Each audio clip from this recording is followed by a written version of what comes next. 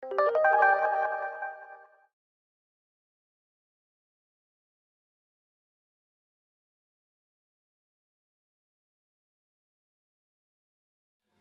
may be some latecomers, but I think we should start. Good afternoon, everyone. It is a good afternoon, after all. One thing the weather has done, I think, has really brought out the people who have real adventurous spirit, and I appreciate that. I mean, after all, we all could be home doing our taxes. This is the penultimate Spencer Trask lecture of the academic year. It's co-sponsored by the Department of Rare Books and Special Collections. I'm John Delaney, Curator of Historic Maps in that department. And we have a movable feast, really, for you this afternoon. After the completion of this program in the Friend Center, we're going to, I was going to say walk down or mosey down to Firestone. Maybe we'll float down this afternoon or be blown. But we're going down to an opening reception for an exhibition entitled To the Mountains of the Moon, Mapping African Exploration, 1541 to 1880. The exhibition provides a further opportunity for you to vicariously experience exploring and adventuring in Africa, following the expeditions of over 24 of the most important and historically significant explorers and travelers of the African continent.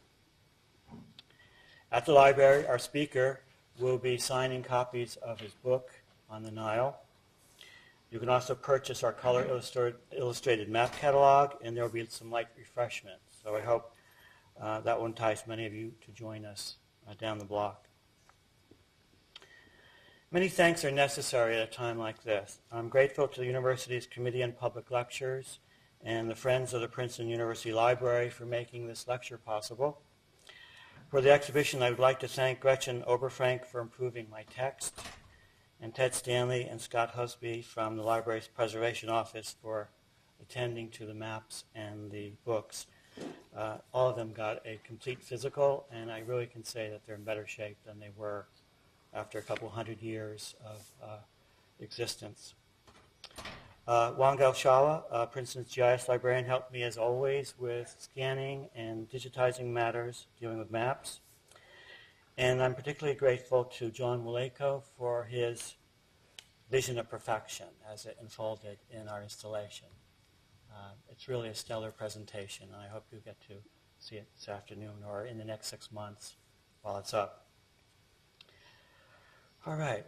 In his last published essay, which appeared in the National Geographic several months before he died in 1924, English novelist Joseph Conrad mused about explorers and maps and Africa.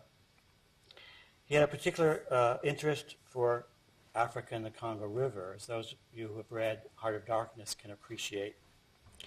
Specifically about the incomplete 19th century map of Africa, which had intrigued him in his youth, he wrote, "My imagination could depict to itself there worthy, adventurous, and devoted men, i.e. the explorers, nibbling at the edges, attacking from north and south and east and west, conquering a bit of truth here and a bit of truth there, and sometimes swallowed up by the mystery their hearts were so persistently set on unveiling."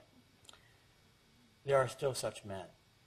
I would suggest to you that our speaker is one of those worthy, adventurous, devoted men who is continuing and linking with that African exploratory tradition. Pasquale Scaturro, geophysicist and adventurer, is one of the most successful and accomplished mountain and river expedition leaders in the world, and has been exploring the far reaches of the planet for over 25 years. He is founder and president of Exploration Specialists, an international geophysical and exploration company. For the last 26 years, he has managed geophysical exploration and development projects in many of the most remote, dangerous, and politically, technically challenging areas of the Earth, and has explored throughout North and South America, Africa, and the former Soviet Union. For over 20 years, Pasquale has been extremely active in high-altitude mountaineering and has been the leader of numerous expeditions to major mountains worldwide, including 3 expeditions to Mount Everest. In 1998, he reached the mountain summit, and in 2001, he conceived, organized, and led the National Federation of the Blind Everest expedition, in which blind climber Eric Weinheimer reached the summit. Eric was here a couple of years ago, actually, talking about that expedition in a lecture like this. Pasquale has multiple descents of major world-class rivers, including the Biobío in Chile, rivers throughout North America, and the Omo and Zambezi in Africa.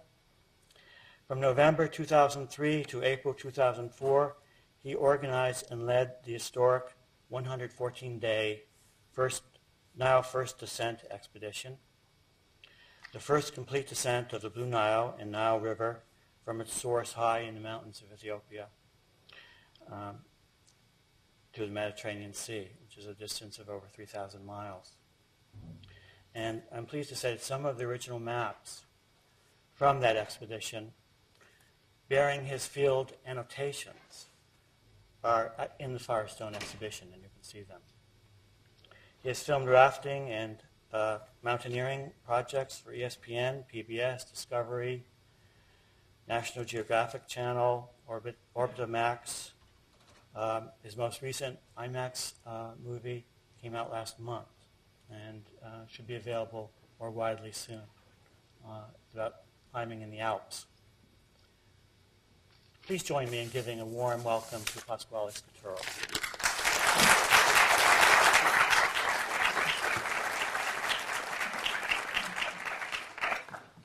Can everyone hear me okay? I guess this is working too. How about now? Can you hear me without the microphone, or is the microphone better? I don't think the mic's on. The mic's not on? Oh, it's not. How about now? How about now? Yeah. There you go. Got to move this thing up. Technology. Can you hear me all right now? Yeah. Okay, great. First of all, I want to thank John Delaney for inviting me to speak tonight. I travel most of the time now, either through work or through expeditions, and I don't give many talks anymore after the Nile IMAX film came out. But John was in Denver, where I live, and he was buying some maps, some African maps, and he invited me to lunch, and we started talking. And he just loved Africa so much, and it was such a fun information on Africa that I said, oh, I got to come. It'd be great, because I knew he had this African maps exhibition.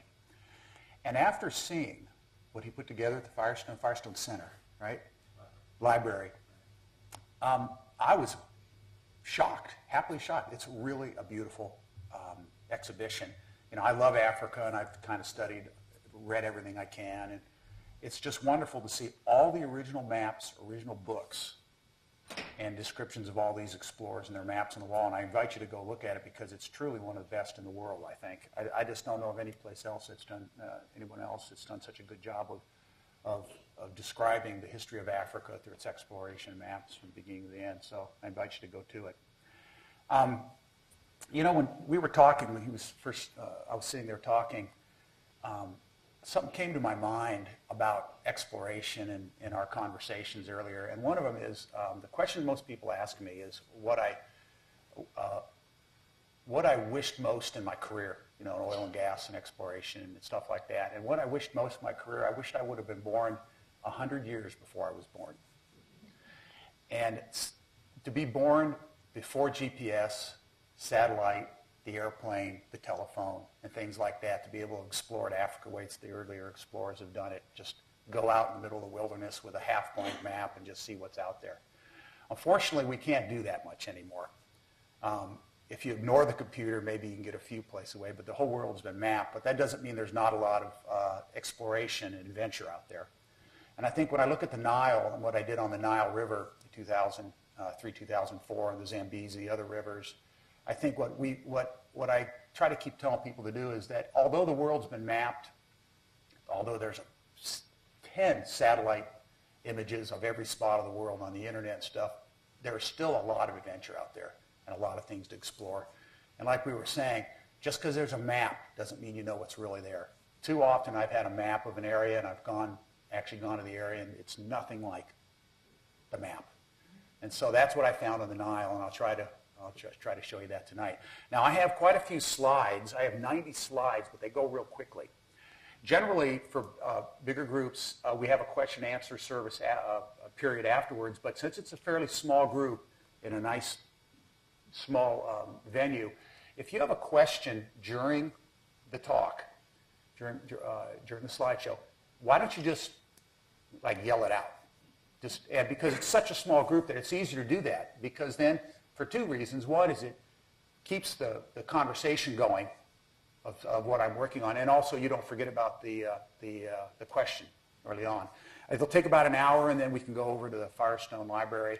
And what I'm going to do today is going to concentrate entirely on 4 rivers in Africa, 3 in Ethiopia, Sudan, Kenya, and then 1 in Zambia. And the 3 rivers, the reason I picked these 3 rivers over all the other rivers, Niger and the Congo, stuff like that, is because their 4 rivers have something in common, is that these 4 rivers either have major dams being built on them or will have major hydropower projects built on them. Every single river will not exist in its current form in 10 years. They will be rivers that we can only look at, remember in photographs. And as we go through all the slides, I'll show you where they're going to build the dams and the size of these dams. Africa's changing like everywhere else in the world. Again, another conversation John and I have had many times is the world changing so fast that our children and our grandchildren, and I have 5 grandchildren, will our grandchildren not know what the world's like in their lives? And so that's what's so valuable about, I think, photographs and these type of series. So we're going to start. I first went to Africa in the 80s, and I went there as a geophysicist exploring for energy, oil, and gas in the Ogaden Basin of Ethiopia and Somalia. And at the time, I went from having never really been in Africa much to going right into the boiling water. And you can imagine what Ethiopia and Somalia were like in the late 80s, early 90s. It was crazy. And from there, I fell in love with the continent so that I went back time and time again.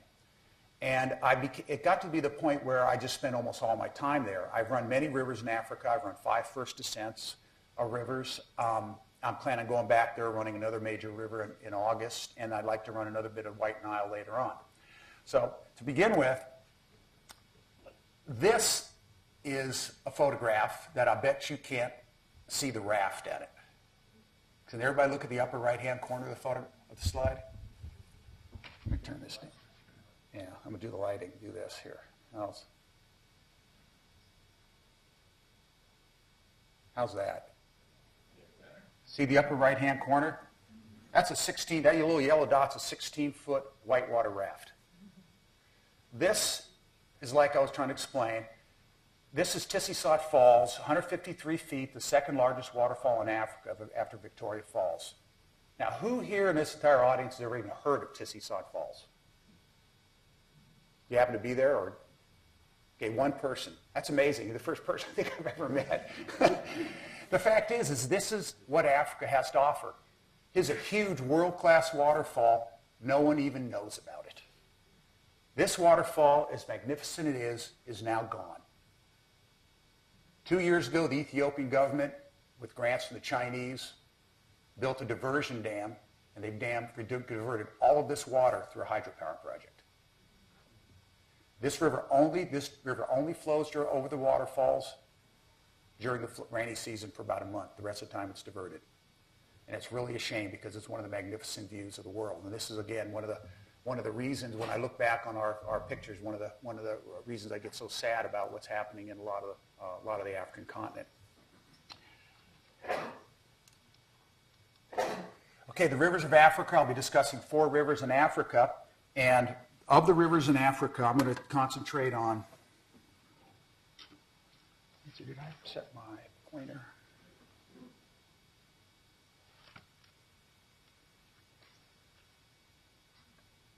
Okay, that's right. I want to be concentrating on 3 rivers up here in Ethiopia, in the Horn of Africa, and 1 river in Zambia, the Zambezi. In Ethiopia, the main rivers I want to talk about are the Blue Nile, going into the White Nile, And again, Tissisat Falls is right there. The Takazé, which is the largest tributary to the Nile, outside the White Nile and Blue Nile that no one knows about, going into Adbara, right here on the White Nile. The Omo River in southwestern Ethiopia, which is the source of Lake Turkana. Those three rivers. All three rivers, I've run the first descent of the Takazé in 96, did the first descent of the Blue Nile in 2003, and I did the first full descent of the Omo all the way down to Lake Turkana in October, November of last year. I first went to the Horn of Africa in the early mid-1980s and worked through there through the early 90s. At that time, it was a place that was completely still is lawless in Somalia. And that's where I learned to become fairly fearless in traveling through Africa. During the entire period of time, I couldn't leave. There was no government, so I had a couple armed troops with me most of the time. I learned after a few years I didn't need these guys, so I got rid of my armed troops and I learned to speak the local language. In this area, this time was either Somali or Amharic, the Highland language of Ethiopia. And then I went ahead and traveled by myself. But what it did teach me was how beautiful Africa was and how much there was to explore in the area. The Omo River, located here in southwestern Ethiopia, is the source of Lake Turkana, and it's probably one of the most unknown rivers of Ethiopia. But when you see the photos, it's one of the most known rivers of Ethiopia. It starts in the highlands of Ethiopia below Addis Ababa. It starts as the Gibe River, flows south through the Ethiopian highlands, dropping real steeply from about 7,000 feet down to sea level. It drops into the rift sequence with Lake Turkana and then becomes a large river that finally goes into Lake Turkana. And of course, Lake Turkana has no outlet. So in Lake Turkana, the river dies. Now, Lake Turkana and the Lower Omo River are unique because they have the largest concentration of crocodiles in the world. In one area in Lake Turkana, there's a small volcano-sized island in Lake Turkana that's a quarter-mile wide, has 26,000 crocodiles on it. So that's how many crocodiles are in Lake Turkana. The Omo starts in the southwest Ethiopian highlands. We're at about 8,000 feet right now, and you can see the size of the river. It's a big flowing river. The team that went on the Omo expedition with me was a typical team. I'm not a commercial guide. I do not have a commercial rafting, mountaineering, or climbing company. I simply invite friends usually. I've been doing this for about 20 years.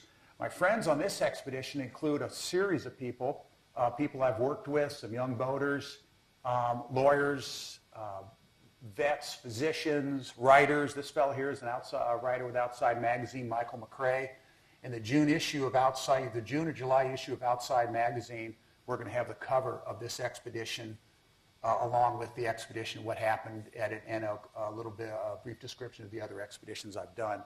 So if you get Outside Magazine, you'll see all these people in that version of the magazine. In addition, we had our local Ethiopian guides, or not guides, but helpers. I was the actual guide. So this would be the typical makeup of one of our expeditions. The expedition covered 1,000 kilometers, lasted 35 days, and covered every inch of the Omo River. We were completely unsupported, completely private, and everyone helped and did the work. And that's generally how I lead river expeditions. We did this expedition. Oh, those three boys. Generally, we would get to camp in Ethiopia. There's quite a few people. Generally, we'd get to camp, and kids would show up. Local tribal kids would show up. Invariably, we'd go ahead and hire them to collect firewood for us and wash dishes and things like that. And so we did that fairly commonly. Of course, when the kids are with you and you have a camera out, you've got to have them in the photograph because kids love taking photographs. So that's what the children were. In a typical expedition like this down a river, being so remote, we would generally use inflatable boats that we either had in the African continent or I could source locally, although I have brought equipment over with me. These four boats I got from a friend of mine who has a small rafting company, Remote Rivers. We cleaned them up, fixed the holes in them. They're full of holes when we got them because they're stored with the rats in Addis Ababa. And what we would do is we'd put them on the water. And as you can see, if you've ever done a big Grand Canyon River trip, this is a sorry-looking fleet. But that said, it floats. And short of a crocodile bite or hippo bite, we usually get to the ends of the rivers with these boats. Of course, we did have a few blowouts, a few punctures that we had to lay over a few days and patch. but generally this fleet made the trip. This is a picture of me rowing through one of the rapids, and you can see the river is a fairly wide river. It's full of crocodiles, full of hippos, and it's a very beautiful river, although it drops a lot. During the entire length of 1,000 kilometers, we probably had 500 to 600 Class 3 rapids, Class 2 and Class 3 rapids, including several Class 4 rapids. So although we think of these rivers as being jungle rivers, most African rivers have fairly steep gradients and have quite a few rapids along with the hippos and the crocodiles. The typical picture of the Omo going south, we had hundreds of these small canyons like this where the river would be choked between these volcanic walls, hundreds of feet high. The walls would be full of colobus monkeys, baboons, leopard. We got a leopard sighting sitting on a rock in the side of the river one day. And it was very typical to have this type of scenery along the river. If you were sitting in one of the boats, this is what you would see on a typical day. We'd be in the front going through a small Class 1 riffle with the volcanic shoreline whizzing by. There was trees down by the river, but the shores of the river were just spectacular, full of acacia trees, tall green grass. Again, if you looked real carefully, you could see there's quite a bit of wildlife down in here. Ethiopia has almost 80 million people. It's a little bit bigger than the size of Texas. So you can imagine how populated the country is. It's overpopulated. That said, the crazy thing about Ethiopia is that virtually no one lives along the river corridors. The Blue Nile goes almost 700 kilometers through the country of, 800 kilometers through the country of Ethiopia. Not a single person lives along the Blue Nile in Ethiopia. There's not a village, a house, or a person that lives on. Same as the Omo. For the first 500 kilometers of the Omo, we did not see a single soul living along the banks of the Omo, although we occasionally ran into a person bringing cattle, sheep, or goats down to the river. The reason they don't live there is because of the tsetse flies and the malaria, mostly, and the fact it's very rough and there's a lot of crocodiles in the water. Omo has more crocodiles, still has more crocodiles, I think, than any river in the world. This is a crocodile we saw on the shore. It's a very typical, it's probably a 10, 11, 12-foot croc. It's a Nile croc, one of the most dangerous crocs in the world, in Africa. They're really fast. We've had a lot of encounters with them, and we're very cautious when we're on rivers like this to make sure no one goes swimming. We don't allow people to swim, or if we flip a boat in a rapid, we make sure that we're there to pick them up before they get to the eddies where the crocodiles are hanging out. There are many hippo. The amazing thing about the Omo is 2 minutes from the put-in, when we were actually putting our boats in and rigging our boats, there were some hippos in the pool right there. And all the way down the river, there were large pods of hippo. Actually, we call them, there's a new term they use, bloats of hippo. So bloats of hippo that we saw along the river. Now, all that's about to change. Ethiopian government has contracted with the Chinese and a bunch of Italian development firms. And the Omo, undammed throughout history, is now being dammed by 3 of the largest dams on the earth.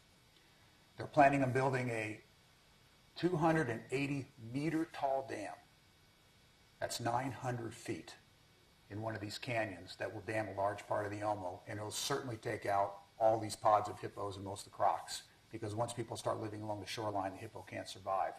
In addition, they're building a 26-mile, 300-kilometer, or 300-foot tall, 26-mile diversion dam upriver that, and another dam further up that will supply almost 2,000 megawatts of power to East Africa. So a lot of these animals will be gone. As we get lower on the Omo, you'll see photos that you guys all recognize this. I mean, who hasn't heard of the lip plate people? The Morsi. Ethiopia has some of the most fantastic tribes in the world, and a lot of people don't know about that. As we go down the river and we leave the highlands and the river becomes a slower, muddier river, we start picking up river banks where people can actually farm. And we start passing the Bodi, the Bumi tribes that are scarred, use scarification and tattooing, and then we hit the Morsi tribe further down. The Morsi tribe are characterized by lip plates and ear plates, body scarification, and there are many, many Morsi along the river, and this is a very typical scene of a Morsi woman. 15 years ago, when I first did this river, the upper stretches of the river only, there had been no tourists here probably ever. And they would approach us, and the people would go ahead and really be surprised to see boaters. Nowadays, I guess there have been enough people come in. The country's become more stable that they've actually seen Westerners before, although it's still fairly remote, and you can still meet and see tribes that have seen very few Westerners. This is a very typical picture. There are many more see along the tribes. There are many villages like this, especially if you're willing to get out of the river and then trek inland. The only people down here that use the river are a few Karo people. They are totally naked out here. I keep thinking that sooner or later these people have to put clothes on, but they seem to be resisting that. And this is very typical of the Bodie, the Boomy, the Morsi, and the Karo. When they get near the riverbanks, they generally are naked. It's very hot and humid down here, and they generally have dugout canoes that they use to get across the river and to do their farming. As a legacy of the Cold War and wars previous, there are a lot of weapons in the area. Every time a group goes through, whether it's the Arabs going through and back, or as a result of the Cold War, the Ethiopians, the Somalis, you'll see a lot of weapons, either AK-47s, Russian weapons, Soviet weapons, or American weapons. There's a lot of M16s, M1s, M14s down there. So it's something you have to get used to there. Every time a man comes out of the bush, they no longer have spears, but they have an AK. And so in an area that has no police, no army presence or government presence, it's at first a very disturbing feature, but you learn to get used to it, and you realize that the guns are really no more an extension of these people's manhood, just like a spear was 100 years ago. So you lose a lot of that fear. Now, that being said, we're very cautious because since there is no government in the area, especially in the bottom part of the Omo, it means anything that happens, we can't get much help in the area. So we're fairly careful on when we enter villages and taking photographs and things like that, because we want to make sure there's no misunderstandings. This is a Nyangatom man with his gun. The interesting thing about the Nyangatom is they're some of the richest people in the Horn of Africa. The reason being is they have cattle.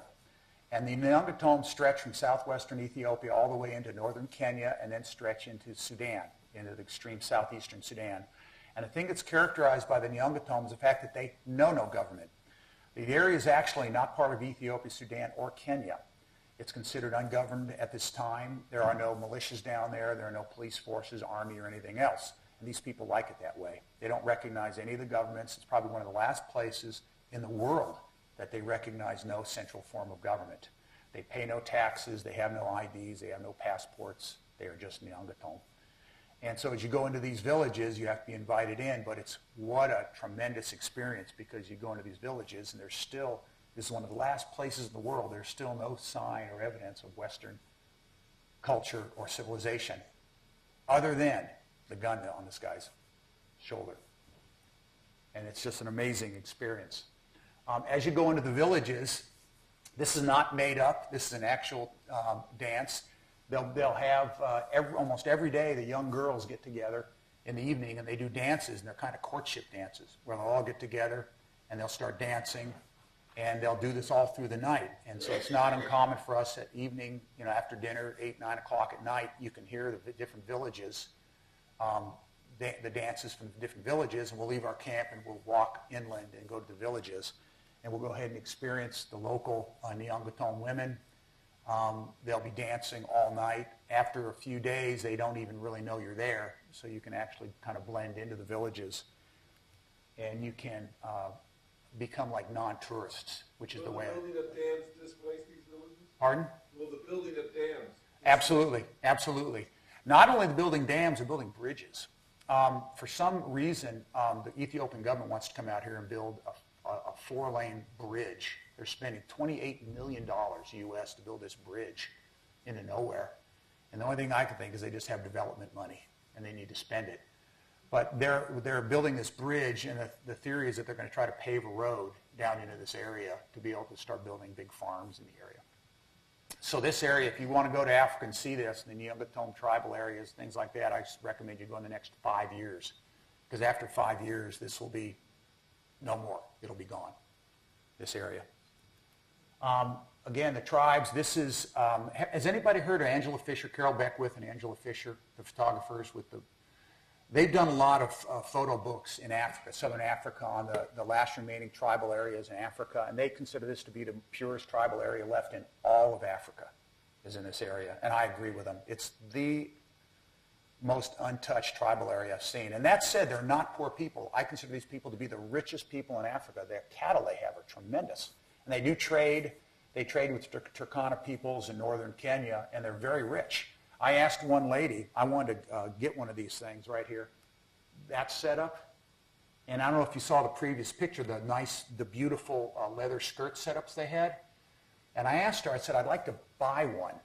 Just buy the necklaces and the skirts because I like to take them back, and I have a nice collection at home. And she wouldn't sell it. And her mother said, I can't sell it. So her mother came to me, the girl went home, and brought her mother back later, and the mother said, we're not going to sell it. And I finally asked her how much. She would want, 500 birr, 1,000 birr, 5,000 birr, which is a lot. It's $500 US.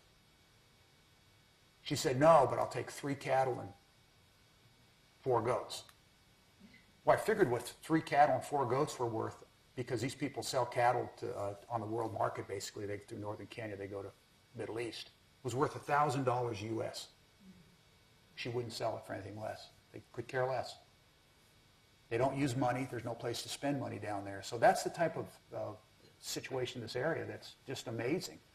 And that's why, again, if you want to go to an area, I feel to be one of the last remaining truly cultural, unique areas in the world, this is it. What are the beads made of? The beads are, they come from Kenya. They come from Kenya. They're brought up through the Turkana areas. They're either plastic or they're made of shell. There's a lot of shells. If you look, see around the girl on the left? Yeah. These are shells, cowrie shells. The little cowrie shells. And then these are beads. A lot of them are plastic beads.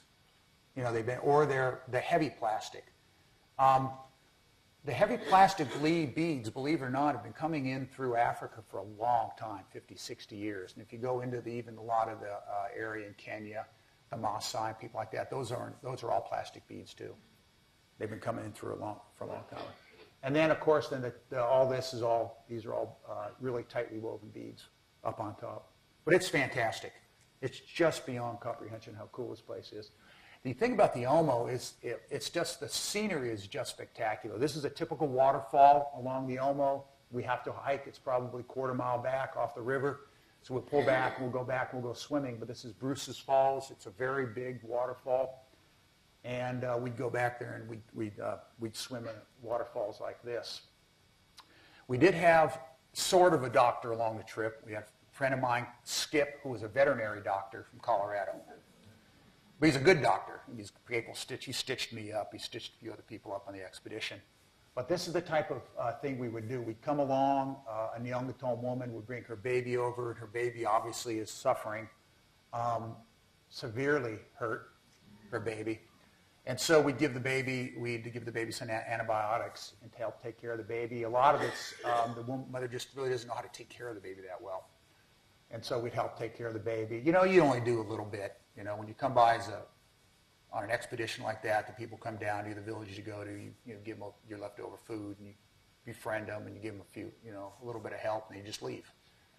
You have no choice. But a situation like this doesn't take much or many antibiotics to help this baby through. As we got down towards the end, the river got slower and slower and slower, and we had our inflatable rafts. One thing, we came to the first village on the river was Omorate, which is where they're going to build this bridge. The government's bulldozed the road into it. And we left our inflatables there, and there was a boat, a local hard-shell boat. And rather than risk not being able to get back to Lake Turkana, because we wanted to go all the way into Lake Turkana, we didn't just want to go to the last village, we left our rafts and rented this little powerboat. We took off, and we went the last 38 kilometers into Lake Turkana. And Lake Turkana at the end was just absolutely spectacular, like everything in the world, everything in Africa. The sunsets are wonderful. And at the end of this expedition, this is just last year, we had gone 1,001 kilometers along the Omo, all the way from the Gibe Bridge, the beginning of the actual Omo River, all the way down into Lake Turkana. We actually went 2 or 3 kilometers into Lake Turkana to make sure we were there, and we turned around and went back. So the entire expedition was 35 days, and it was just a wonderful experience. And like all African rivers, the thing you remember most are the sunsets. And Africa, if you've been to Africa, and I assume a few people here have, you just know that Africa is just a wonderful place to, the hot, hot days are always followed by nice, cool, beautiful golden sunsets. Perfect to drink a gin and tonic and a warm beer if you're on a river, and then you go ahead and you just enjoy the night. And that's what makes African rivers so special. The Zambezi is a special river, mainly because a lot of people here have heard of the Zambezi.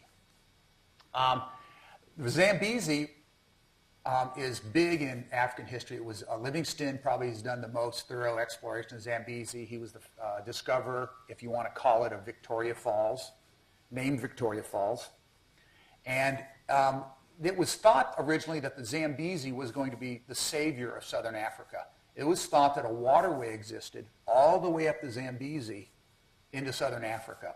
Well, it didn't take long for people to realize they couldn't get very far up the Zambezi at all, mainly because it was blocked by a series of canyons, gorges, and rapids, starting all the way down in Mozambique. Now, a lot of those rapids are gone. They're submerged by two very large dams, Lake Kariba, right here, with the Kariba Dam, and starting over here, Cahora Bassa in Mozambique by the Cahora Bassa Dam. They were built in the 60s as the savior of southern Africa. Obviously, they've not been the savior of southern Africa. Those countries are some of the most devastated countries in Africa. But they are now, the Chinese are now in both Mozambique and Zambia. I don't want to get on the Chinese. Excuse me if I don't want to mean that. It's just that China is the developer of Africa right now. And I apologize if I'm doing that. I guess the main thing you'll hear of this over and over again is traditionally in the Western world, we have, through the World Bank, most developments have been done through the World Bank. And it's been done with a certain amount of transparency and or control over how the money's been spent. What's happening in Africa now is there is no more control or transparency how the money's spent. We have foreign powers are coming into Africa now, and they're building these huge projects. There is no transparency. There are no environmental assessments done. It's done with a great amount of buying off of power of permissions to build a lot of these projects, and I think a lot of them are ill thought out. But there's two new dam projects going in. One of them's right here. One of them's right here, the Batoka Gorge Dam, which will dam the Zambezi all the way from the lower Batoka Gorge all the way up into Victoria Falls. There's one in the middle Zambezi between Lake Kariba and Cahora Bassa, and there's one below Cahora Bassa that will dam, is a 1,000 megawatt project that will dam the Zambezi all the way back up into Cahora Bassa. In addition, Victoria Falls, who here has been to Victoria Falls? In addition, Victoria Falls, if you've been aware, the Zambezi side or Zimbabwe side of Victoria Falls is a disaster area with the current Zimbabwean government. No one goes there. There's been no tourism there for a few years. So the tourism has all been relocated over the Zambian side, which was a disaster area 15 years ago. So they've kind of swapped reputations.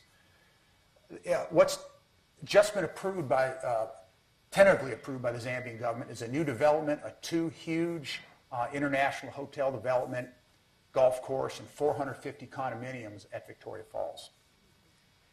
So they're hoping that they can stave that off because that's, again, it's the constant pressure and that pressure of outside influence in Africa to build these huge mega projects in Africa that really are going to change the face of Africa and really, as far as I'm concerned, not help local Africans. So with that in mind, we're going to take you down a trip of the Zambezi River. Now, who here has done the Zambezi? Done the Zambezi one day, 1 week. The Zambezi was first run in 1981 by Richard Bangs, my partner. Did the first descent of the Zambezi. He flipped in rapid 1 of the Zambezi on the first day, 100 yards into the river trip. And that's the reputation that the Zambezi has. Now, Victoria Falls, if you've been to Victoria Falls, is a fantastic place on the planet Earth. There's nothing more can be said about it. It's just unbelievable, whether it's low water or high water. It's truly a great experience. And what you do when you do a river trip, and at least when we did it, when I did it on the Zambezi, is you'd actually take the boats down, you'd rope them down to go down the Zambian side. And then if the water was low enough, we could actually row the boats back under Victoria Falls. Up under the falls, get out of the boats, and actually take a shower at the bottom of Victoria Falls.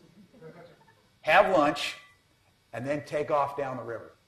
And the Zambezi is just one of the wonderful experiences. It's a huge carved canyon in the basalt, the African basalt plateau here. It's hundreds of feet deep. It's full of the biggest whitewater rapids on Earth, one right after the other. The rapids are so big, in fact, that some of them we have to portage because we don't consider them safe. And even the portages are exciting. You pick up at the edge of the rapid, you generally have to put back in at the base of the rapid. The rapids are huge. They're all class 4, truly class 4 or 5 rapids. The water being warm means that it's not cold water, so if you swim, it's not the worst thing in the world. If you've never done the Zambezi, you almost surely are going to flip a boat. And when you flip a boat, first thing you think of is like there's crocodiles in this water. But fortunately, there are only small crocs, only 3, 4, 5-foot crocs. So you can usually stay them off. But it's just a fantastic trip. And a lot of people do. It's gone from being, we've done the first descent in 1981, and who would ever have thought that nowadays, upwards of 50,000 people a year are going down the Zambezi. It's considered one of the largest, absolutely the highest volume in terms of tourism, river running in Africa.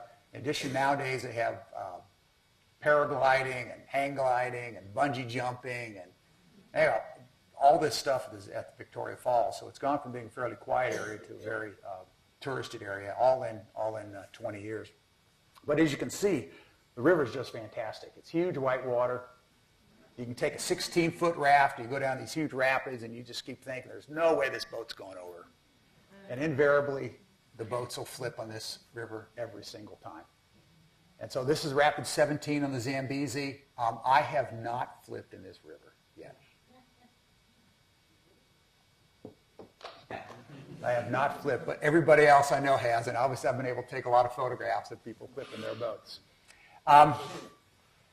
Unfortunately, the river, like everything else, 50,000 people or no 50,000 people a year going down this thing, they're bound and determined to produce hydropower on this thing. So they're trying to resurrect the Patoka Gorge Dam. When we were there, they were actually drilling and blowing up parts of the rock to try to check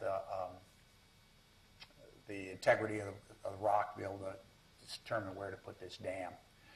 And so if you want to go draft the Zambezi River, probably the greatest 1-day or 7-day river trip on Earth, I would recommend you go within the next few years because you may not be able to go after that. But like every African river, the sunsets are fantastic. Every day it's hot, hot, hot during the day. In the evening it starts to cool down, and the first thing that comes out is the warm beer or the gin and tonic. And then you have all evening to be able to look at the sunset and the stars in Africa, which are just tremendous. The Takase River is a river, I guarantee you, no one has heard of here. Believe it or not, it's a river that is very large in African history, especially Eastern African history, is written up more than you think of, and is the source, the main tributary to the Atbara River, which joins the Nile in Atbara, Sudan, and provides 11% of the water for the Nile that reaches Alexandria in Egypt. And no one virtually knows about it. That's because it's tucked in the northern part of the country, one of the most remote areas in the world. And it's located here in the Simeon Mountains are located right here. And it starts in a town called Lalibela, an ancient town called Lalibela. It flows north around 14,000-foot Ras Dashen into Sudan, and then joins the it joins the main Nile here in Atbara, Sudan. This is one of those things that's so pleasant an experience that I can't even describe it. I had the maps of the area, the old 60s maps made by the Americans and Ethiopians during the 60s in Ethiopia. And it showed a river on these maps, but that's all it showed. And so, when we're planning on doing a first descent of this river, we made a Turner Television movie in 1996 here. I didn't know what to expect. And this is probably one of the greatest experiences of my life, was discovering this river and seeing what I consider to be one of the wildest areas, most beautiful areas on Earth. And if ever I felt like a John Wesley Powell or anything close, it was during this river trip. I expected a big, flat desert river, like you'd think out of Ethiopia, and nothing could be further from the truth. In 1996, Microsoft published one of the first online adventure travel magazines. I don't know if you remember Mungo Park. You may not. You probably didn't. It's been a long time now. But it was way ahead of its time, way before Yahoo, Google, or anybody were publishing any online content. And we had an online, Slate Magazine was launched at the same time. You might have read Slate Magazine, online magazine. Mungo Park was the adventure portion of that, and this was the very first issue of Mungo Park Magazine, published by Microsoft, MSN, MSNBC, back in '96. And they gave us the money along with Turner, and we did the first descent of the Takazé River from its source all the way into Sudan. And this is the group. This is what the river looks like from one of the outcrops. It's truly one of the most spectacular rivers in Africa. Not a single village or person inhabit the entire shoreline, an area of 600 kilometers in a country of 80 million people. There are no tsetse flies. There are no tsetse flies at all on the Takazé River. There are virtually no mosquitoes, no malaria in the Takazé River. Why no one inhabits this river, I will never know. I just will never know. It's just an unbelievable place. And as you can see, it's just spectacular, the scenery on it. We did the first descent. This is the trek into the put-in was through villages like this. Villages, Amhara villages in the Ethiopian highlands stretch as far as the eye can see. There's no sign of outside influence. They're all grass. This is a huge village, actually. There's our kayaks, some of our dry bags, and our rafts. They're carrying our rafts. It took us 3 days to get to the put-in from the nearest dirt road. We walked in, we inflated our boats, and we took off. And we had no idea where we were going. We did have some old topo maps, but they had very little detail on them, especially of rapids and or the river. But it soon became evident that the river was going to be more challenged than we thought. First night camp, although there's no villages, there are local militias. Now, since this is another typical area in Ethiopia that really has no central government presence, the local militias control a lot of the riverside. And so they'd be up on the top of the cliffs or something, and someone would run back to one of the villages 10, 15 miles away. And invariably, before we even had a fire built at our camp, the local militia would show up. And they'd, first of all, want to know who we are and what we're doing. And we'd tell them what we're doing, and they'd say, we're crazy. There's no way you can go down this river. It's too dangerous. And as happens like a lot in Africa, Africans only know their area of the river, maybe a mile on either side or 2 miles on either side. And that's pretty much their limit of their extent, their experience in the area. But this would be a typical scene. In the evening, this guy here, he's not a local. He's one of us. That's one of our photographers. And invariably, we'd set up camp. A local militia would come by, and they'd want to know what we're doing. Because they had never, ever, ever seen outsiders in this river before. Never in the entire 500 to 600 kilometers, 3.5-week expedition, had anybody ever seen a Westerner outsider in this area, which, again, one of those areas, things that you just think is immense. But you can see the typical scenery was just fantastic. It'd be a combination of volcanic plateau, sandstone canyon, and or metamorphic canyon. We went through the entire I'm a geologist by training. So we went through the entire geological section all the way from the volcanic cover of the Ethiopian plateau through the Blue Nile Basin sediments all the way into the Precambrian. And this is the Precambrian section right here, standing on end, right here. But it's just a fantastic scenery. This is what the canyon looks like through almost 500 kilometers we went through it. It's immense spire, canyon, and mountain. No lights, no villages, no power lines, no roads. It's completely foreign. And the scenery... What is the source of water for this? This is the amazing thing. This is the mystery of the Takazé, I call it. Ethiopia gets a lot of rainfall, up to 13, 14, 1,500 millimeters a year, which is how many inches? A lot of inches. And a lot of it drains during the rainy season. This is during the end of the rainy season, so we've got water here during the end of the rainy season. We try to hit it at the end of the rainy season so that we'll make sure it's got water in it. But generally what happens is, as far as I can figure as a geologist, is that the ground these volcanics get so saturated with water that they drain during the dry season. They drain through the side creeks because there's no way rational way that during the 7-8 months of no rain, that these rivers should flow. I'm from Colorado. I do the Colorado River a lot. And I know why the Colorado flows. It's got a huge snowpack of the Colorado Rockies feeding it all year. Well, this place has no snow.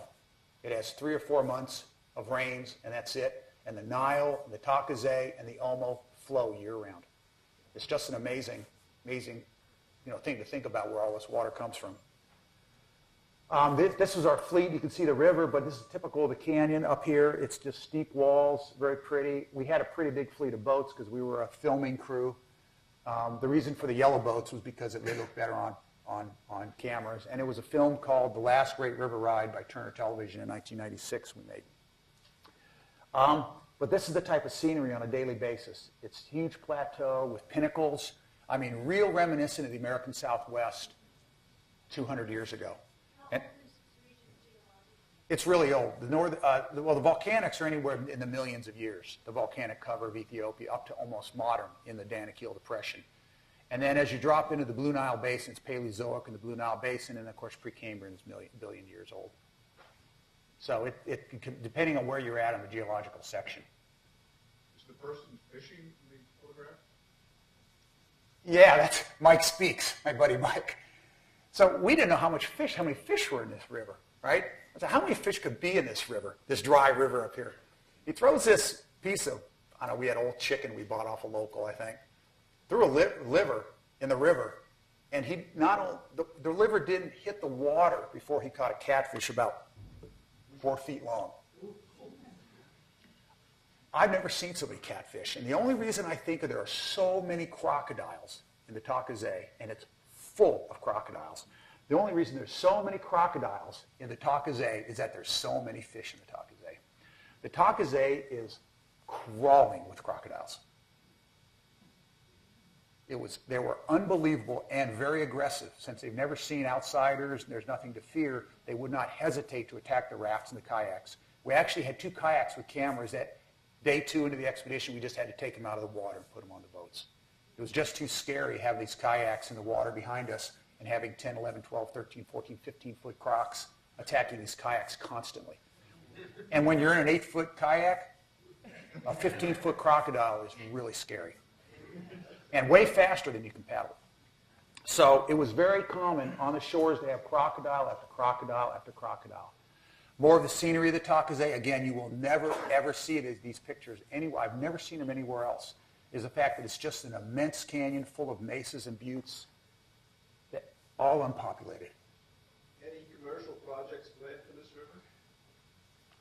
You want to know if there's any commercial projects? The Chinese are 1 year away. I don't want to get on China in terms of this. I really don't, because I travel all the time. I've got tons of projects in China. The Chinese are one year away from completing the second largest dam in the world on the Takazé River. It will dam the entire Takazé River, and the power is to be sold to Egypt. So the river's gone. Again, if you want to see this river trip, it's next year is the last year of the river trip.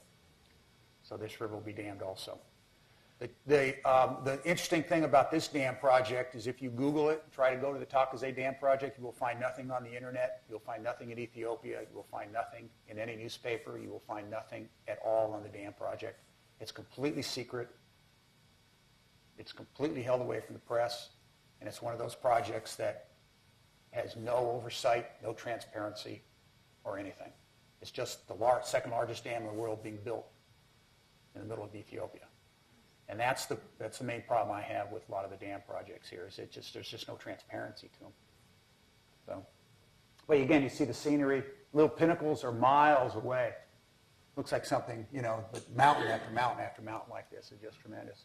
And the river is just fantastic. It's not uncommon at the end of the rainy season to be coming down the river, and all of a sudden, boom, you get these dark black clouds come in, and it'll rain 3 inches on you overnight. Like today, hey, like this nor'easter. Good story, true story. I got a true story here. You don't mind if I go a little bit over my hour, do you? So here we are this day. We're going down the river, and we said, man, this storm's coming. And pulled over. So we pulled over, and there was another boat with us, and the guy had the tent pull over, set up our camp. We didn't even get our tents pulled, and the storm blows in, 100-mile-an-hour winds, dumping rain on us. The guy with the tent with the ammo box, with all of our money and our passports and our airplane tickets, didn't tie his tent down. It's almost dark. The tent takes off and blows in the middle of the river. Goes around the bend. It's a canyon, steep canyon. It's almost pitch dark. The river's full of crocodiles. So we think, what do? You just let the tent go. You can do nothing. Pitch black, you can't take a boat and go around the corner because we're all camped, set up. We don't know where we're going. Get up early the next morning, 3 o'clock, 4 o'clock in the morning, take one of the boats, take all the equipment off the boats, all the frame and everything, just make it a paddle boat so we can carry it back along the shore. Go out in the river, go around the corner, and there's 2 little Amhara kids sitting on the shore, 100 yards down, around the corner, sitting on the shore with the tent. And inside, the ammo box, the sleeping bag, and everything that was in the tent. They hadn't even opened the tent. They saw the tent. They knew who we were because they'd seen us. And they waited all night with the tent on the shore for us to come by to get the tent and the ammo box. They hadn't even opened it. All the money, tickets, and everything went in the ammo box. And those are the type of experiences we've had over and over again. It was just a wonderful experience. Can you imagine how sick we were? Our passports, everything was gone, and we found it the next day. And that was an experience. That was this day on the river. The sunsets, again, it's just a fantastic place. It's a beautiful area of the world. It's one of the great memories in life, being the first to navigate a river this size and a river that really no one knows about. The Nile, we're going to end with the Nile. The Nile has a special place, I think, in my heart. I was fortunate enough to be contacted by McGillivray Freeman Films out of Laguna Beach, California, who made the Everest IMAX film. And they had wanted to do a big, huge IMAX film on the Nile, and they didn't really know how to do it. They didn't really have experience. And someone had suggested, Richard Bangs, one of my friends, had suggested that they contact me and do a river trip and kind of do the Nile River through the eyes of a river expedition. And has anybody here seen The Mystery of the Nile? Okay. So that's how that started. They contacted me, and I was taking a group up Kilimanjaro, and I got a call on my cell phone, because cell phones work on Kilimanjaro now. Right? And it's in my backpack, and it's ringing. I go, wow. So I took my cell phone out, and it's Richard, and go, hey, BB, what you doing? And I said, well, I'm in Kilimanjaro. He says, well, you got to come to Ethiopia because there's a film crew here. They want to do an IMAX film in the Nile. And the Nile was special to Richard because it was one of Richard's very first rivers he tried to run in the 70s. And his partner died on the Blue Nile. They tried to do the first full descent, and his partner died in Northern Gorge, and they gave up doing it.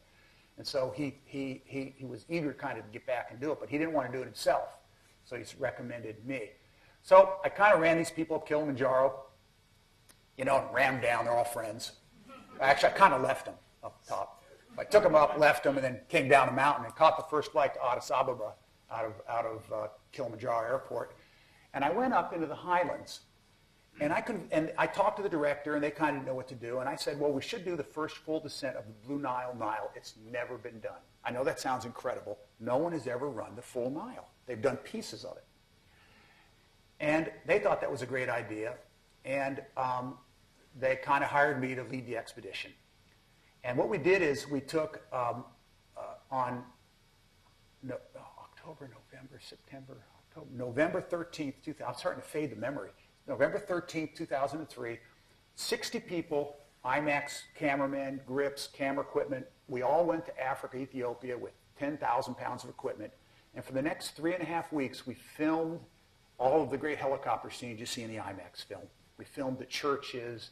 We filmed all the great shots and the flyovers and all that. Then we took our equipment. We went to Egypt.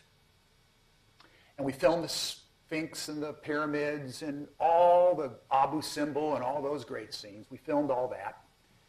And then everybody left. We never went to Sudan because what was happening in Sudan at the time, there was still a civil war in the south. And Americans were not allowed as a commercial venture into Sudan. So we had no insurance. The insurance companies would not insure equipment. So they skipped to Sudan. And I said, well, how can you do that? The Nile, most of the Nile flows through Sudan. So everybody left. They went home. Gordon Brown, myself, my partner and I, with a couple other people, went back to Ethiopia with our 2 boats and our equipment, walked to the source of the Nile in Gishabai, and on 2 days before Christmas, 2003, with our backpacks and our cameras, we walked the first 72 kilometers, kayaked the next 200 kilometers down to Lake Tana, and then rafted and kayaked the next 5,300 kilometers to the Mediterranean Ocean. We did it completely unsupported, never had an outside support, no helicopters, no food drops, no equipment drops, nothing. We had the IMAX camera with us, 400 pounds of equipment and 2 rafts, the film, and a box full of money. We don't buy stuff along the shore, and that's it. We were completely self-supported, and that's how we made that film. And it was really unbelievable because it was way more difficult than even the film lets on, because without a lot of outside support, we had to make sure if we had ever flipped a boat with the camera, we would have lost the camera and stuff like that, because an IMAX camera is $1 million camera. So with that kind of background, I want to take you through. This is Tissisat Falls. We went through it before. And briefly, quickly, we start up here in actually, we start above Lake Tana. We started the Springs of Gishabai, 250 kilometers above Lake Tana.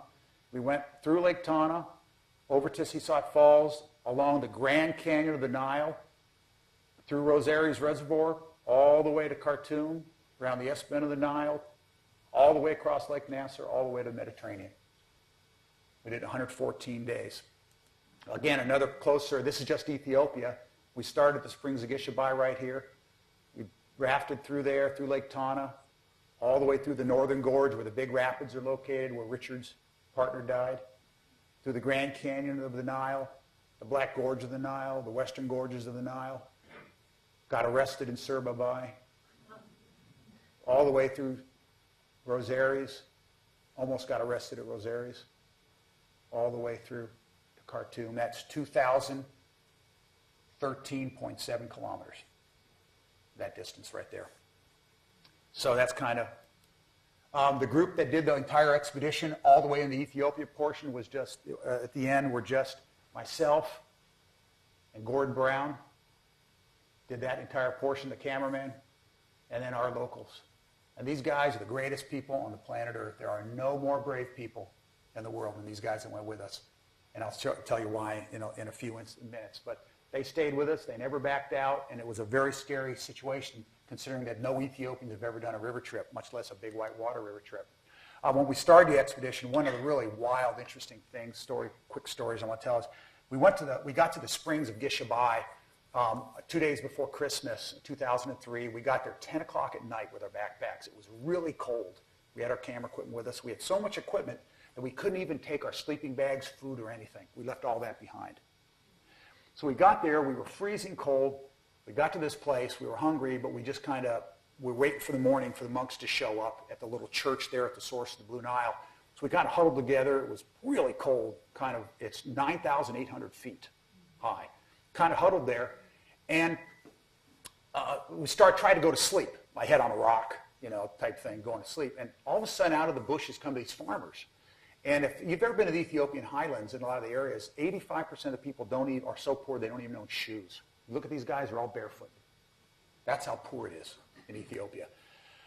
They brought some wood, and they built us a nice big fire and gave us some corn and a little bit of injera that they had, local food. And they left. I woke up about 2 o'clock in the morning, and around the fire, I expected the fire to be dead, but they had left around the fire with these 2 little girls, and they were, 6 and 7 years old maybe, and they stayed there all night tending the fire. These Ethiopians had come, built this fire for us. They'd left and gone back to their village, and they left their 2 little girls, 2 little daughters there with us. And they stayed awake all night keeping the fire burning for us so we wouldn't get cold. And that was one of the greatest experiences I'd ever had in my life, because can you imagine in this era of fear and paranoia that we are involved with almost on a daily basis, allowing strangers to come into our villages, letting our little daughters, like be in a situation, it just was unheard of. And that set up the kind of the theme of our expedition, that Gordon and I, everywhere we went, we would be completely unarmed. Although you saw we had a few guns on there, most of that was just for the crocodiles. And that we would be unarmed, it would be completely at the mercy of the locals along the Nile. And it worked out to be really good in our advantage. This is the source of the Blue Nile. It's a little pipe stuck in a little tiny handmade wall in a swamp, in a spring called Gishabai at 9,000 something feet in Ethiopia. It's holy water, and it was through here that I filled up an Nalgene bottle of water, duct taped it, and then took that Nalgene bottle with me all the way to the Mediterranean. Just a few feet from here, the Ethiopian highlands looks like this. It's lush green, really high, so it's green year-round almost. And this is the beginning of the Nile. It starts as a little stream like this, and as it goes down, it flows, it gets bigger and bigger. Now the Nile in this area, there's a church called Zera Baruch, and a lot of people don't realize that Ethiopia is predominantly a Christian country. Although it's surrounded by Islam, the actual highlands themselves are Orthodox Ethiopian Christianity. And it's just an amazing place. Virtually no evidence of westernization, tourism or anything. These were locals. It happened to be church day when we were there, and this was not staged. They were actually reading their little Bibles and things. Just a few miles after Lake Tana, the river gets bigger. This is Tissisat Falls. We want to run every inch of the Nile to make sure no one came a week after us. A German Nile expedition came the week after us and claimed to have run more of the river than we did. So we ran every inch of the river. This waterfall, if you can look here, there's actually someone rappelling. See, that's a person. We came to this falls. We either lowered the boats by rope or pushed the boats over, and then we rappelled off the waterfall down into the boats and took off down the river. So we made sure to run every inch of the river. We only portaged 3 rapids, 1 waterfall, and 3 Class 6 rapids were all we portaged. This is a picture of Gordon. We actually strapped a small IMAX camera on the front of his kayak as we were lowering in, and he lowered himself over the falls. Remember the film, him going down the falls? Yeah, this is a picture of Gordon in the kayak lowering himself down the falls. And you can see how magnificent the falls are. Just a few miles down from Tissisat, the river gets bigger and bigger and bigger. And again, another place virtually no one knows about is a place called the Grand Canyon of the Nile. It's the same size as the Grand Canyon of the United States, 5,000 feet deep, 26 miles wide. Huge, incredibly beautiful area of the world. And this is what it looks like for day upon day upon day. This is the central gorge of the Blue Nile, the Grand Canyon of the Nile. It's huge cliffs, magnificent waterfalls, and rapids. Now, we ran this rapid. It's a Class 5+ rapid. It's called Arafami Falls, and it's one of the first major rapids, but you can see how big the rapids are on this part of the river. This is the first descent coming down one of the rapids. We would generally come to the edge of the rapids, scout it out, set the camera up below it, and then go back and run it. Again, we had no outside support, so it took a while to run the rapids because we'd have to film ourselves going down. And one of the most difficult parts of the expedition was trying to convince these guys how to turn on and off the IMAX camera. Now, the IMAX camera typically weighs about 100 pounds. It has a 3-minute load of 70mm film, and one load is $3,000 to $4,000. We only had 20 rolls of film. So you can imagine how careful we were with it. Now, this is one of the rapids. The Blue Nile, it's a volcanic plateau. It's characterized by lots of these 5, 6, 7, 8, 9, 10-foot vertical drops. They're vertical waterfalls. And here the guys are in the front, or Ethiopians at the front. Mike's going over about a 10-foot drop in a 16-foot raft. And the amazing thing you look at here is these guys don't like what's happening, especially the guy in the back. And the reason being is he can't swim. In fact, none of these guys can swim. Not a single Ethiopian we had on this trip could swim. So rather than get a cook that could swim, we'd rather than get a cook that could swim and couldn't cook, we'd rather get a cook that couldn't swim but could cook.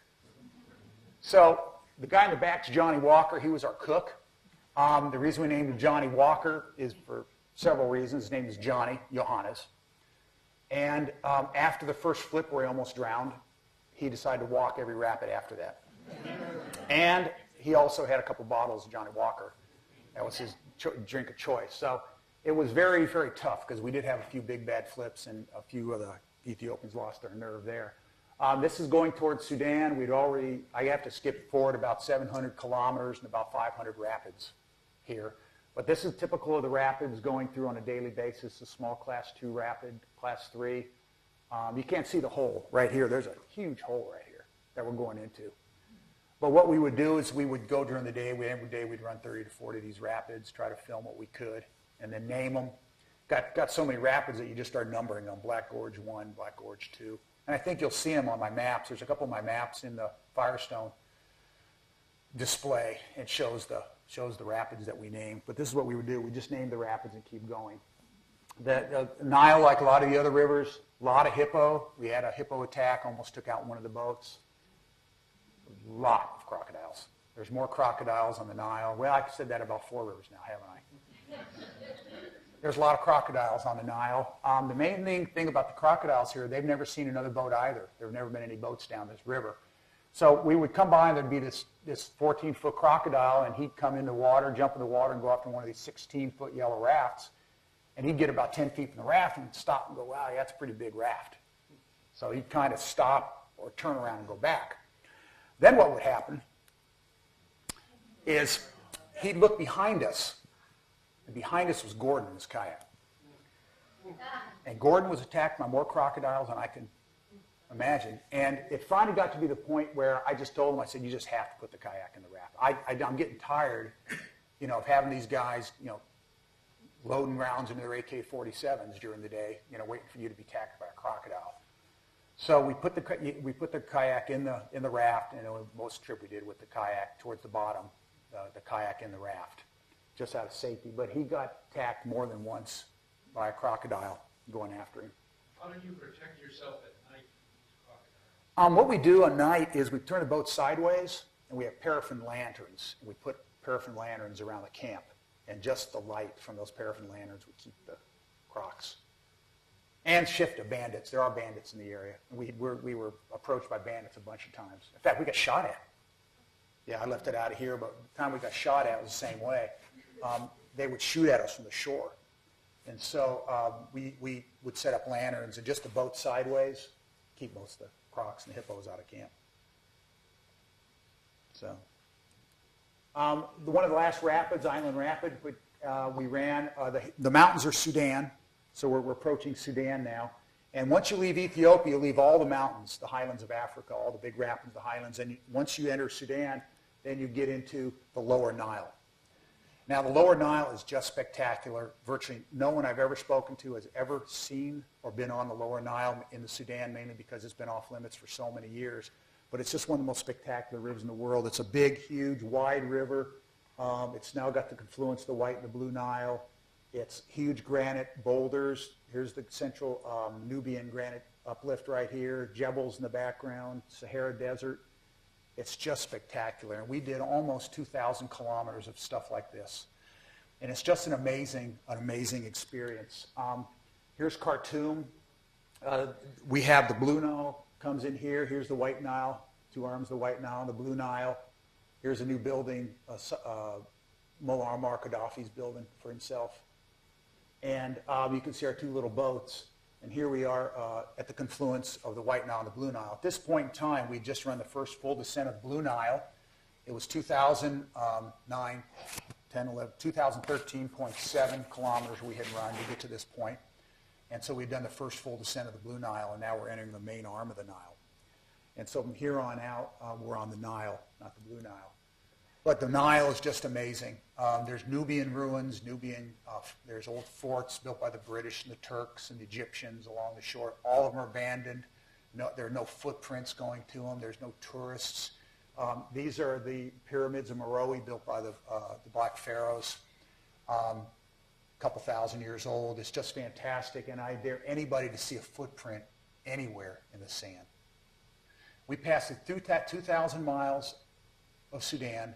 Saw dozens and dozens of old, beautiful, perfectly preserved 1,000, 2,000-year-old forts on the rocks and the islands. We saw villages, we saw pyramids, and never once did we see a single footprint of the sand or another tourist. The entire expedition. Not until we entered Egypt below Aswan High Dam, Aswan, Egypt, did we see a single tourist. And that's how fantastic this part of the river was. Once we hit Aswan, this looks more familiar. We passed through Lake Nasser. We went to Aswan, and we started seeing feluccas. Then we started seeing our first tourists in Egypt. They'll stop at Aswan. They'll go no further, the tourists. And then from here on out, we were in the Egyptian Nile. They're still, back up just a bit, they're still the only wildlife left in this area. There's no more hippos or crocs. There's just camels. But there's a lot of them. And so it's not uncommon to be at the shore and have the local camel herders bring their camels down to water. After 5,000 kilometers, we start approaching the outskirts of Cairo, and immediately it brings back the song my mother sang. Remember the See the Pyramids Along the Nile? Remember that? See the pyramids along the Nile. I was singing that when this came in, because my mother used to sing that when I was a little kid. And remember Jeanette MacDonald or Joe Stafford? I guess they all sang it. My mother sang that. And so when I first finally saw the pyramids along the Nile, I was almost emotional because we'd come all this way down the Nile River. We're about 101, 102 days into the expedition here. We finally saw the pyramids in Egypt. And we realized that we were getting close to the end of the trip. We had gone so many miles, and we hadn't missed anything. We're now finally into Cairo, into the pyramids, into the Sphinx. Cairo was 20 million people. Who knows, 20-something million people. And who would have thought that I would see a picture like this having put in at the Little Springs of Gishabai 114 days, 108 days, 109 days earlier. It's just amazing the difference between the two locations. But after 114 days, 5,300 kilometers, we went ahead and drifted all the way into the Mediterranean, the blue waters of the Mediterranean, actually into the surf, to make sure there was no more river left. Then we turned around and came back, and then we had our first really good cold beer in a lot of months. And so after that, then we were first group ever then to go ahead and navigate the first full length of the Blue Nile and Nile. And again, you can't ever pass up a river expedition in Africa without seeing the sunsets. This is a sunset over Rosaires Reservoir in Sudan. Very typical. You'd have Egyptian geese flying, and just a fantastic sunset at night. And one last sunset over Lake Nasser. Every night we saw this. We would just sit there, we'd build a fire, cook our, lentil soup and pasta, or a cup of coffee, and we'd see the sunset and think about a cold beer. We ran out of gin and tonic a long time ago. And this is what we'd see every single night. And so it was quite an incredible experience. And so I'd like to, end it by saying that, these are just 4 rivers. I've done other rivers, and it's just been an incredible experience. Africa to me there's no place in the world like Africa. And every time I read, I love African history, and I've got chances to go a lot of other places. Everest, got a K2 expedition coming up. I get a chance to go a lot of places, but I always go back to Africa. I always go back to the rivers in Africa. And there's a reason, because it's just wild and adventurous and beautiful and a lot of fun. And my biggest regret is I wasn't born 100 years ago to be able to see them. But I invite everybody to go to the Firestone Museum. Yes. And are there any questions?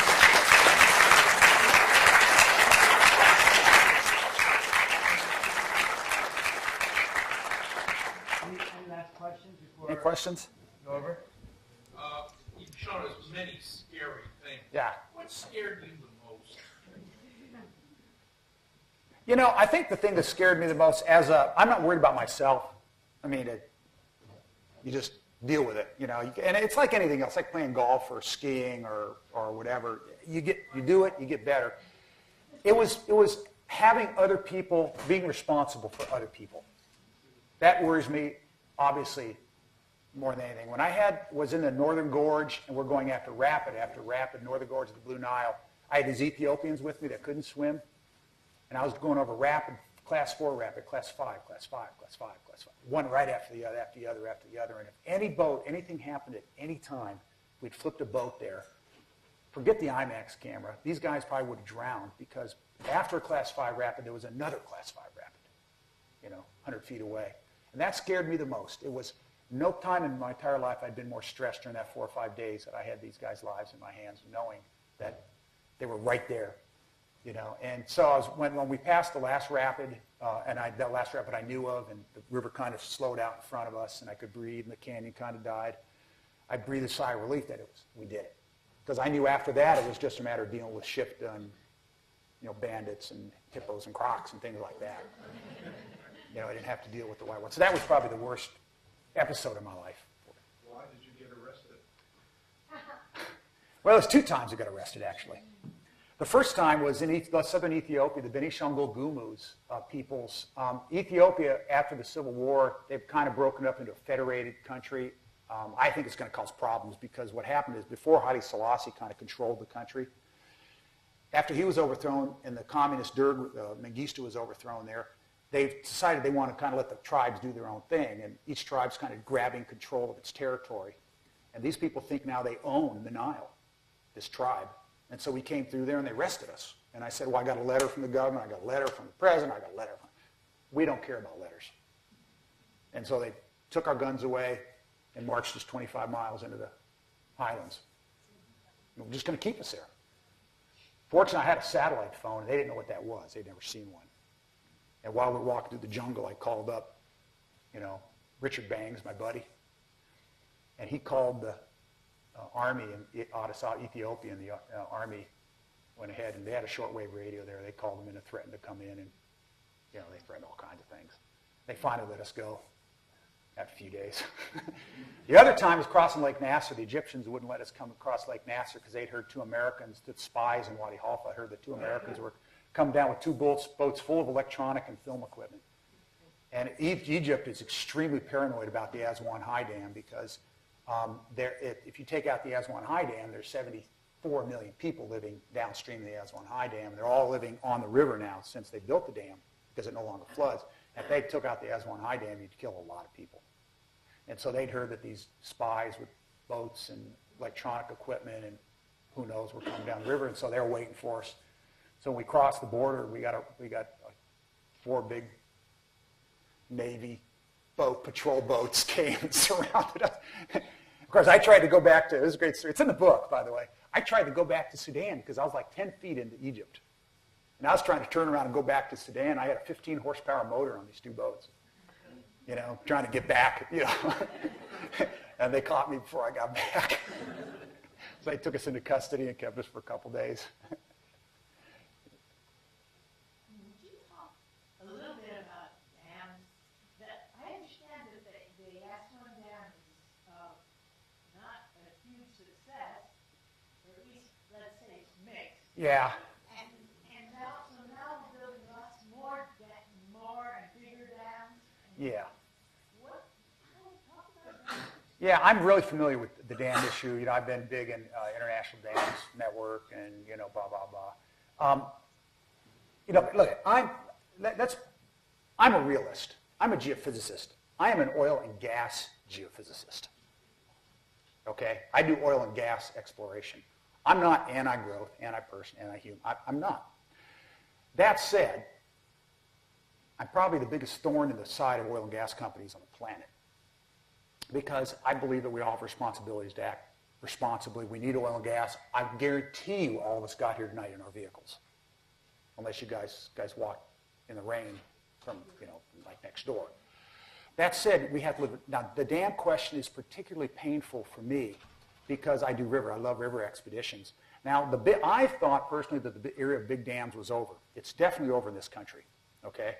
What's happened is the dam builders in this country and different countries are moved to Africa. And there was a period of time during the 80s where the big dam projects, the World Bank was truly changing its attitude towards the big dam. Because in the 80s, 70s and 80s, to get a dam built anywhere in Africa, you almost had to have funding from the World Bank, or it didn't happen. Well, that's changed now because with the advent of a richer India, I use China, India, and other countries, and especially the Middle East, countries in Africa and around the world are much more capable now of obtaining funds from entities other than the Northern Hemisphere Western nations and the World Bank to be able to build these large-scale projects. Not just dams. There's other huge projects they're building too. And what's happening is there's an insane rush in the world now, in Chile, Argentina, all the African countries, to take every available source of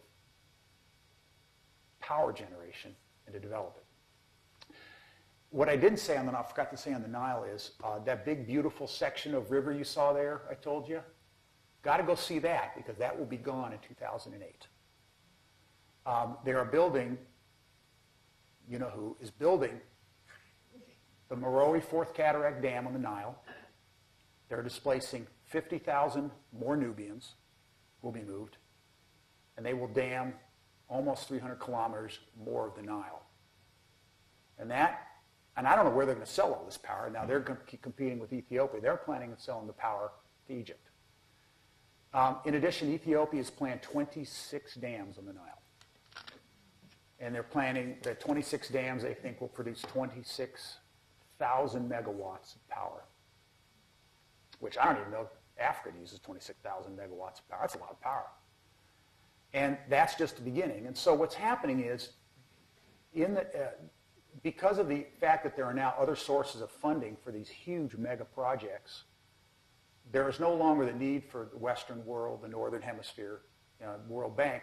There's no more controls over it. The transparency question is my biggest problem. No one's controlling this anymore. So what's happening, for example, are people are going into Mozambique, and they're saying, we want to build this dam, this huge dam. Well, no one needs, there's no environmental assessments, no impact statement, there's nothing. They simply go to the president, they say, we'd like to build a dam. We're going to sell the power to South Africa. We'll fund it, we'll build it, and we'll manage it. All you have to do is give us the permission. If he gives us permission, it gets built. So they move 5, 6, 7, 8, 10,000, 50,000 people out of the way. It doesn't matter because the government's now going to get 30, 40, 50 million a year doing it. So that's what's happening. And it's at a break. I'm shocked at how many dam projects are going on, major projects. Smelters. The biggest thing now are countries that are no longer allowed to smelt. Australia, the United States, people like that. We're now going into these countries, importing the bauxite, shipping the bauxite in, building the dam, smelting the aluminum, and then bringing the aluminum back. Why? We have nobody looking over our shoulder for the smelting, the dam project, the smelting project, anything. All we do is do it offshore. That's kind of my, and I don't want to stand on a soapbox, but that's my biggest thing. And I'm an oil and gas guy. I can't do that anywhere in oil and gas. I mean, I'm like this when it comes to drilling an oil well. And I just think it's unfair. I think there needs to be more oversight over the development and the building of large dams. Have any of you or your members while on these river developed malaria or typhoid or Shigella? And if so, what did you do when you were? Yeah. I've had malaria 8 times. So I know. In fact, I just had it a couple months ago on the Omo. Malaria is a real tough one because we do have drugs that you take on a daily basis or a weekly basis that will take care of it. The problem is when you're over there so long that those drugs are just brutal on you, especially the older ones, Lariam and stuff like that. So a lot of us, of the group I took down the Omo, there were 11 of us, 7 of us caught malaria. It's a malaria-resistant area, a Lariam drug-resistant malaria. So what's happened is we just catch it. I've had schistosomiasis and a few other. I haven't had typhoid. No, I had hepatitis B. I caught hepatitis B over there. So other than that, it's been fairly healthy. So you talked about the adventures rafting, but how much still water paddling are you doing on the Nile? Yeah, we did of the Nile, we had 2 boats with about 1,000 pounds of equipment. So we had, down when it got really slow down the bottom, we had a small 15 horsepower motor that we pushed the boats along with. Obviously, across Lake Nasser, 400 miles long, we're not about to row 1,000 pounds of raft across Lake Nasser. I think I'd still be there rowing. So we used a motor of that, but anytime there was rapids, fast water, anything like that, we just pull it in and we would run the river. The entire upper stretch was completely run without motors. Sir? 2-part question. Yeah. How did you go from geology to expeditions, and what was your first expedition? A good question. You want to know how I went from geology, being a geophysicist? Yeah. Well, first of all, I'm still a geophysicist. I got a degree in geophysics geology from Northern Arizona University. My degrees are from there. And I went into Denver. I started working domestic, then international oil and gas. I just finished a project in Siberia, so I'm still working oil and gas. The reason I do is I like staying in the business world. I mean, I enjoy international energy business. I got a project right now I'm dealing with Somaliland government, northern Somalia. I think they're going to be recognized by the United Nations in a few years here. They're going to break that country up into 3 countries, Somalia and Ethiopia. So I enjoy that, and it also kind of balances me out. I don't ever, although I'm kind of beating on big dams here, I don't ever want to come across as being out of touch with the reality of the world, reality of business and the need for power and stuff. So I like that. How I got into this is there's not a big jump between doing international oil and gas exploration projects in all these wild areas, because I'm on the front end of exploration. I go out where there's no wells, drills, or anything. I just go out there in the middle of nowhere and start kind of looking for oil and gas and doing expeditions. So the two kind of blended. I love rafting. I did that when I was doing the Grand Canyon in northern Arizona. I did that quite often. And mountaineering. And now what I did is every time I would go do a big project, I would also look for rivers to run and mountains. And I'd just go do a big oil and gas project, and I'd stay and run a couple of rivers. And that's kind of how I've done it. Although my river running now takes mountains and rivers take about 70% of my time. The rest of the time I do oil and gas. Yeah. I have a question about secrecy. You mentioned on Yeah. the river going through Ethiopia. I think it was. You said the Chinese didn't want to have any information getting Yeah. out. How did you manage that? How did they give you permission to go through? They used was it Dutch or Swedish? I happened to run into an engineer at Addis Ababa International Airport, Bole International Airport. We were just talking, and he asked me what I was doing. I said I was over there. I was running the OM. I said, I just got back from the Takazé. I said, well, I run the Takazé. He was like shocked that someone knew what the Takazé was. And he came over there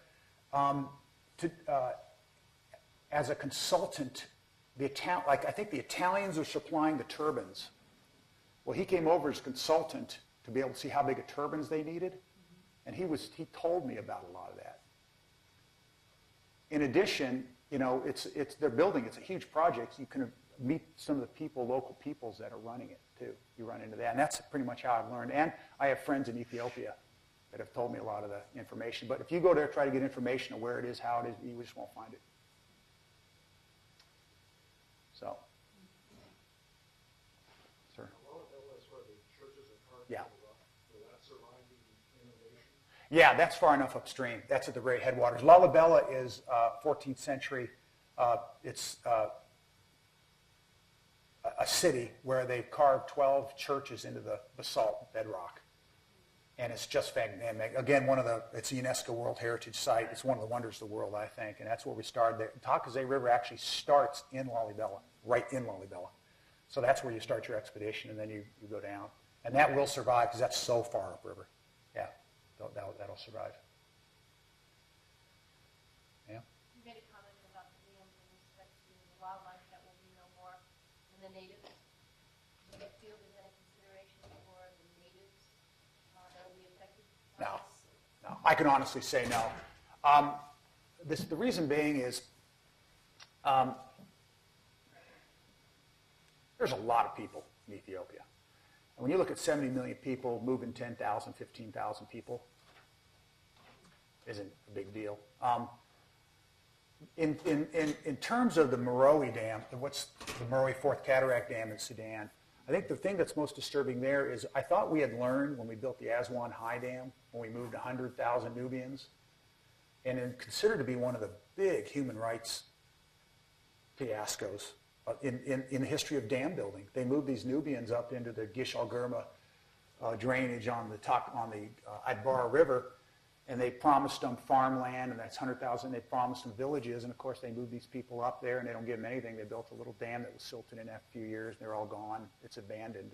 They're living in Cairo. Yeah, it's the same thing. They've got 50,000 Nubians. And if you've been along the Nile, have you seen the Nile picture? It's desert. It's rock, sand, and jebel. And only right on the shore, for either feet or meters, is there green mud and silt and sand. It's a place to be able. And if you talk about 50,000 Nubians, you realize that's a huge section of the Nile, hundreds of kilometers. And if you take people away from their beloved date palms, is what we say, off the Nile, well, where do you put them? The entire Nile in Sudan and Egypt, anywhere that can be farmed is farmed. There's no place to go. So they're taking 50,000 people, they're moving them, they're building them new concrete block houses in the middle of the desert. You might as well just give them the money and send them to Cairo or send them to Khartoum. You make it easy on yourself. That's how they're mitigating it. In their minds, they're mitigating it, but it just won't work. It hasn't worked before, and it just won't work now. The smaller, not so much in Sudan, but previous at the beginning when you were speaking of the other dams that were being built, not on the Nile, I don't think it was, but the peoples in the north. The Gibe, the Gilgal Gibe. Yeah. Native villages. Yeah. And those people will be no more. No, there'll be no more. Yeah. I mean, They just move them. See, I don't know. The thing about Africa is, we can talk. Remember, John, we've talked about this. Is Africa really is an enigma because every time I think I really know what's kind of happening in Africa, I've been there a lot of years, I kind of figure I don't know what's happening in Africa because you're always surprised. The thing about Africa is people, you hear, do you remember the comedian, remember the big droughts in Ethiopia when remember the live aid concert when the lowland Ethiopians, there was big starvation? It was back in the 80s, maybe 84, 85. And there were a bunch of comedians came on. I remember this vividly. Comedians say, well, it's a desert. These people live in a desert. Yeah, Candace. Remember? Yeah. Well, if it's a desert, move. And that sounds funny, but the question is, move where? You don't realize that Africa, there's people living in Africa, and there are people live everywhere in Africa. And there is no such thing as an inch of ground in Africa that is not as owned, grazed, controlled, or lived on by a tribe. So when you take 50,000 people, you have to move them somewhere.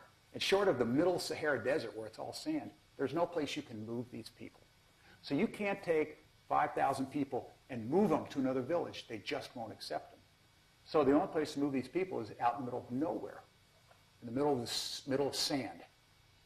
And that's the problem with Africa. That's why you can't have Somalis or Ethiopians or Eritreans or whatever in periods of big drought having mass migrations of people into other areas because those other areas are currently occupied by other people.